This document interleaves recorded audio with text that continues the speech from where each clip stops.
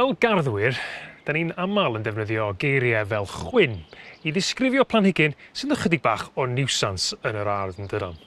Ond beth yn union ydy chwyn? A beth ydy rhywogaeth ymledol? Wel, i helpu esbonio hyn, mae Dr Thomas Jones o ymddiriedolaeth natur Gogledd Cymru. Thomas, gadewch ni gychwyn efo un anodd. Be yn union ydy chwyn, neu be dyn ni'n alw yn chwyn? Ie, cwestiwn eitha anodd. Does dim bosib rhoi rhestr o chwyn, am y rheswm bod y diffiniad yn eitha eang. Mae'n hollol bersonol. Y diffiniad fwyaf cyffredin ydy planhigyn sydd yn tyfu yn y lle anghywir. Okay. A dyna fo. Ond efo diffiniad yna'n amlwg, mae'n anodd rhoi rhestr benodol o chwyn yng Nghymru. Okay. So dyna ni chwyn, planhigyn sy'n tyfu yn y lle anghywir. Yeah. Beth felly ydy rhywogaeth ymledol? Felly mae rhywogaeth ymledol yn derm fwy dechnegol, efo diffiniad fwy tyn. A hynny yw ei fod o'n blanhigyn neu anifel, anfrodorol, sy'n cael effaith newidiol ar fyd natur, ar fodau dynol ac yr economi. A felly mae'r gwahaniaeth, mae dau ffactor yn y gwahaniaeth.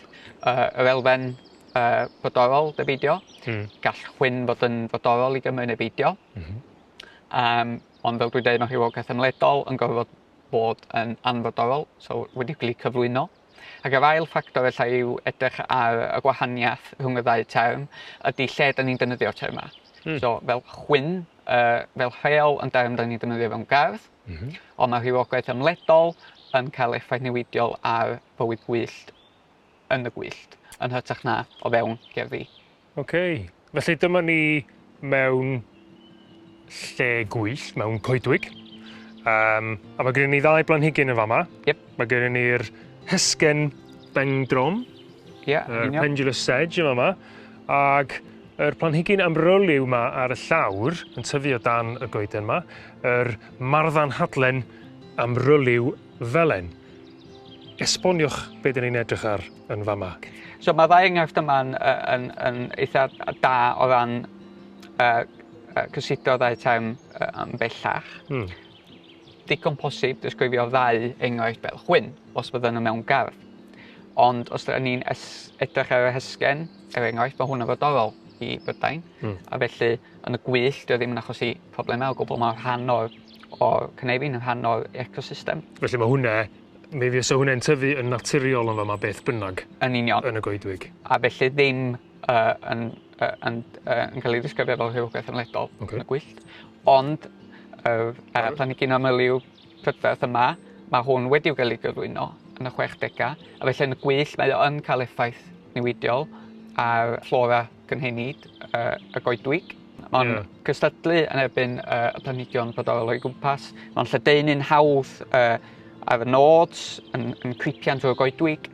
Ac oherwydd ei fod yn rhywogaeth ymledol, mae hefyd yn cael ei gysidro fel hynny o fewn deddfwriaeth ym Mhrydain. Okay. Felly mae o'n chwyn yn yr ardd ac hefyd yn rhywogaeth ymledol yn y gwyllt. Yn union. Mae o'n blanhigyn da ni ddim isio.